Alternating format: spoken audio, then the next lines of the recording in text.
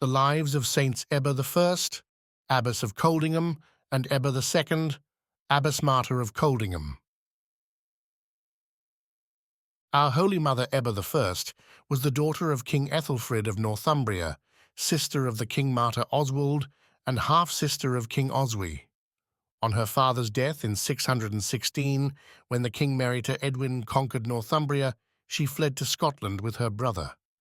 King Edwin of the Scots offered to marry her, but she decided instead to be tonsured as a nun by St. Finan, Bishop of Lindisfarne.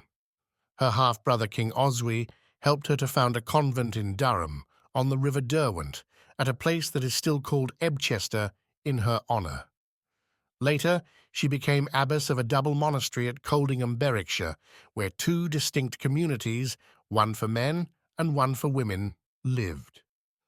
Her reputation for sanctity spread far and wide, and in 672, when St. Etheldreda, Ebba's niece, separated from her husband, King Eadfrid, she became a nun under Ebba.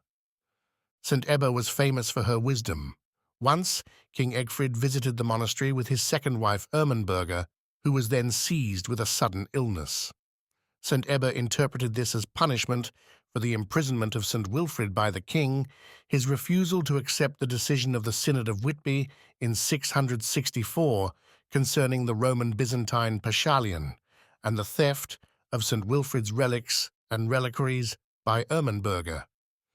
When Egfrid released St. Wilfrid and Ermenberga restored the relics, she soon recovered. At one time, the priest Adamnan had a vision concerning the future of St. Ebba's monastery. He prophesied that the time was soon coming when the whole monastery would be consumed by fire. When Ebba heard this, she asked the priest to describe his vision to her.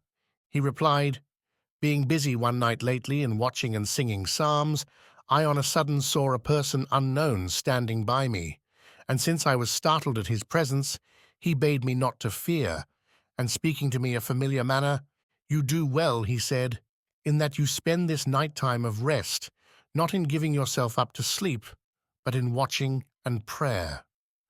I answered, 'I know I have great need of wholesome watching, and earnest praying to our Lord to pardon my transgressions.' 'You are right,' he replied, 'for you and many more do need to redeem their sins by good works, and when they cease from laboring about temporal affairs, then to labor the more eagerly for the desire of heavenly goods. But this very few do. For I have now visited the whole of this monastery regularly, and have looked into everyone's chambers and beds, and found none of them except yourself busy about the care of his soul. But all of them, both men and women, either indulge themselves in slothful sleep or are awake in order to commit sin. For even the cells that were built for praying or reading are now converted into places of feasting, drinking, talking, and other delights. The very virgins dedicated to God, laying aside the respect due to their profession whenever they are at leisure, apply themselves to weaving fine garments, either to use in adorning themselves like brides, to the danger of their condition, or to gain the friendship of strange men. For this reason, a heavy judgment from heaven is deservedly about to fall on this place and its inhabitants by devouring fire." The abbess said, "Why did you not sooner acquaint me with what you knew?" He answered, "I was afraid to do it, out of respect for you, lest you should be too afflicted.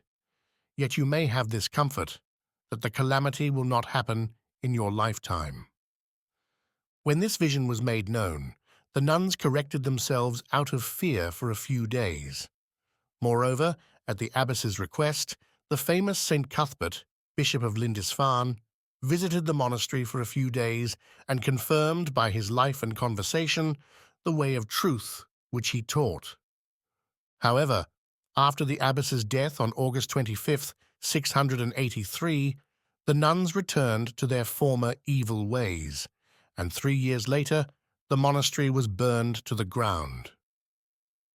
Miracles were wrought through St. Ebba's intercession, and it is recorded that she appeared to Christians after her death.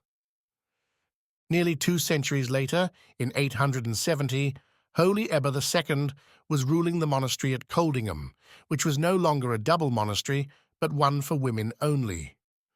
She warned her community of the coming of Danish pagan invaders, who were renowned for their pillaging and rape. And when they appeared, in order to show the nuns how to protect their chastity, she cut open her nose and lip with a razor. All the nuns followed her example, and the Danes were so disgusted at the spectacle that they withdrew for a time. However, they soon returned and burnt the monastery with all its inhabitants.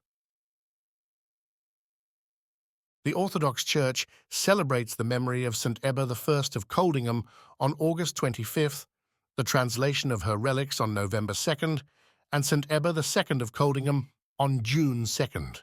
Holy Abbess Ebba and Holy Abbess Mater Ebba, pray to God for us.